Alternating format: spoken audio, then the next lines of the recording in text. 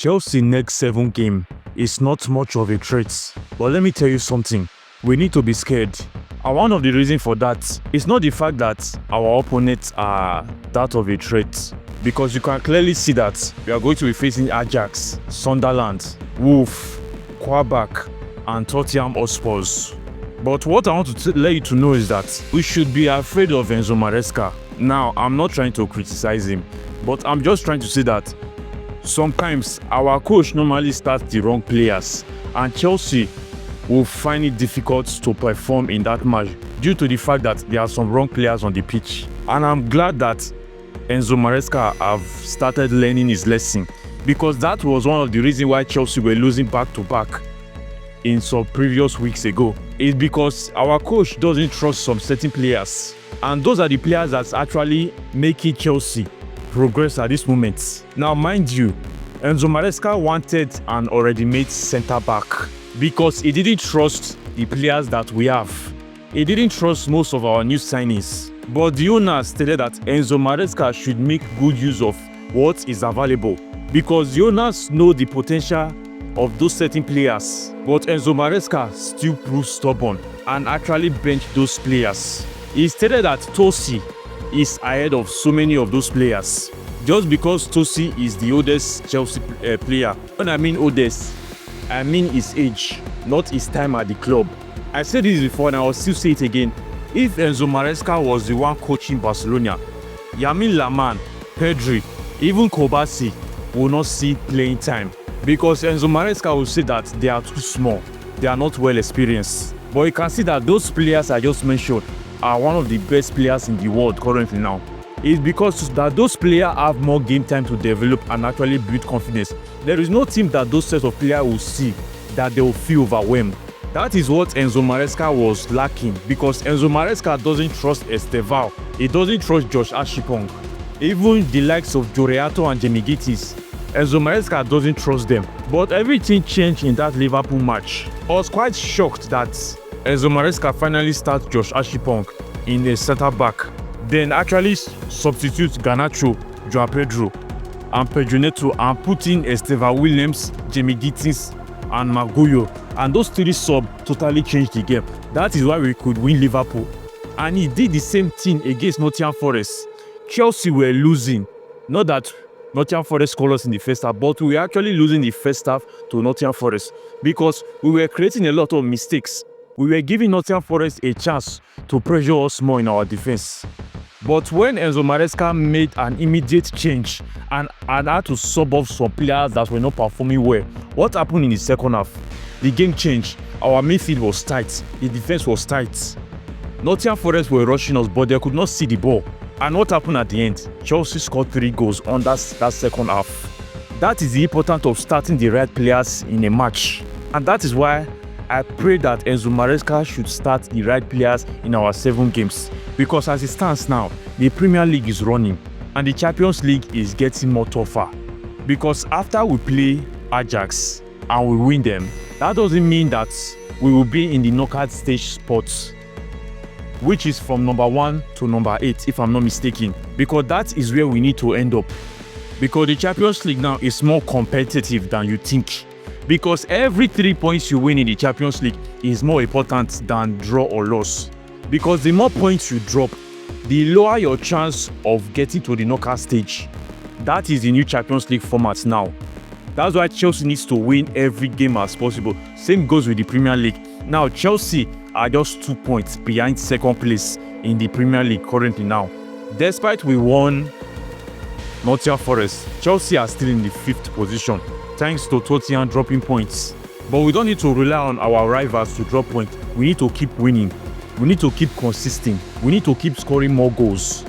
Here is how it is. Chelsea need to win consistently. Now, how can Chelsea win consistently? By scoring more goals. How can Chelsea score more goals? By starting the right players. That is simple. Because if we start the right players, then we have higher chance of scoring more goals despite our opponents.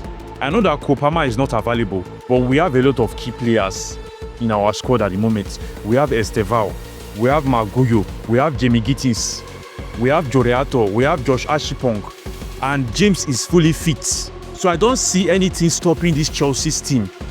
Now, talking about the right players, what are we going to do with Malo Gusto? Because in my previous video, I stated that Malo Gusto plays better when he is not defending. But what happened in our previous match makes me to doubt if Malo Gusto really fits this current Chelsea squad. Because how can you be winning 3-0 and the time is almost over, then you go ahead and make a reckless tackle? Now, mind you, even if Nottingham Forest managed to score 1 goal, even if you couldn't hold that guy and decide to let that guy slip through you, there is not a high percent chance that that guy is going to score. But you still end up and collect a silly red card. I don't know, sometimes Gucho doesn't play like a professional footballer. He plays like an amateur. And he needs to sit up. Because at this moment, here is the fact that we all Chelsea fans need to understand. Reece James doesn't have any replacement at the moment. I can say this. I can say Cucurella have a replacement. But I can't say the same for Reece James. Because as it stands now, Reece James is the only available concrete right back that we have now. Because Malo Gusto is just -1 in that right back. And I don't even understand what he's playing in the midfield.